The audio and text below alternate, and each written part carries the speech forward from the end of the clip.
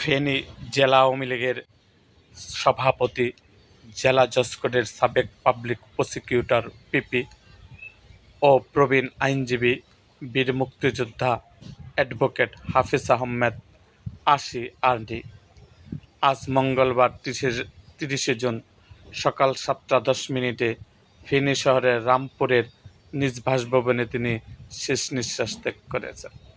মৃত্যুকালে তার বয়স হয়েছিল ৮০ বছর। তিনি দীর্ঘদিন ধরে বার্ধক্যজনিত ও বিভিন্ন শারীরিক জটিলতায় ভুগতেছিলেন। মৃত্যুকালে তিনি স্ত্রী, সন্তানসহ অসংখ্য আত্মীয়স্বজন, সহকর্মী ও গুণগ্রাহী রেখে গেছেন। মরহুমের জামাতা নূর আহমেদ বাবুল জানান, মরহুমের জানাজা মঙ্গলবার বাদ আসর শহরের মিজান ময়দানে অনুষ্ঠিত হবে। জানাজা শেষে তাকে পারিবারিক কবরস্থানে দাফন করা হবে।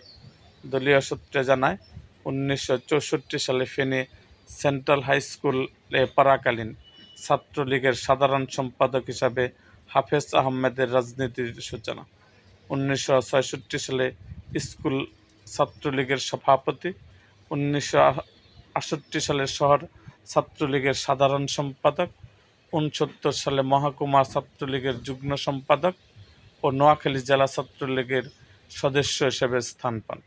একই বছরে গঠিত মহকুমা সর্বদলীয় ছাত্র সংগ্রাম পরিষদের আহ্বায়ক, ৭০ সালে ফেনী সরকারি কলেজ ছাত্রলীগের সাধারণ সম্পাদক, ৭২-৭৩ সালে মহকুমা ছাত্রলীগের সাধারণ সম্পাদক ও বাংলাদেশ ছাত্রলীগের সদস্য হিসেবে দায়িত্ব পালন করেন।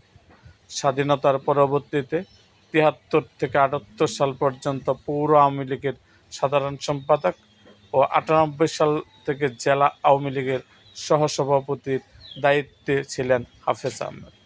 ২০১৯ সালের ২৫ অক্টোবর ফেনী সরকারি পাইলট উচ্চ বিদ্যালয়ের মাঠে আওয়ামী লীগের দ্বিবার্ষিক সম্মেলন অনুষ্ঠিত হয়। ওই সম্মেলনে অ্যাডভোকেট আকরারুজ্জামান সভাপতি ও নিজাম উদ্দিন হাজারী সাধারণ সম্পাদক নির্বাচিত হন। ২০২০ সালের ২৮ জুন করোনায় আক্রান্ত হয়ে মারা যান আকরামুজ্জামান। ওই বছরের ৯ ডিসেম্বর ভারপ্রাপ্ত সভাপতির দায়িত্ব পান হাফেজ আহমেদ। ২৩ সালের ৬ আগস্ট দলের বিশেষ বর্ধিত সভায় তাকে ভারমুক্ত করে পূর্ণাঙ্গ সভাপতির দায়িত্ব দেওয়া হয়। অ্যাডভোকেট হাফেজ আহমেদ এর মৃত্যুর খবর ছড়িয়ে পড়লে স্থানীয় রাজনৈতিক অঙ্গন, আইনজীবী সমিতি ও বীর মুক্তিযোদ্ধাদের মাঝে গভীর শোকের ছায়া নেমে আসে। তিনি ছাত্রজীবন থেকে প্রগতিশীল রাজনীতির সঙ্গে যুক্ত ছিলেন এবং ১৯৭১ সালের মহান মুক্তিযুদ্ধে সক্রিয়ভাবে অংশগ্রহণ করেন।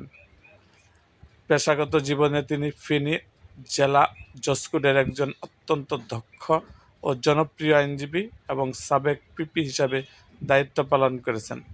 এরকম আরও ভিডিও পেতে আমাদের মুক্তাগাছার ইতিহাস মিডিয়া ইউটিউব চ্যানেলটিকে সাবস্ক্রাইব করুন এবং পাশে থাকা বেল আইকনটি বাজিয়ে দিন।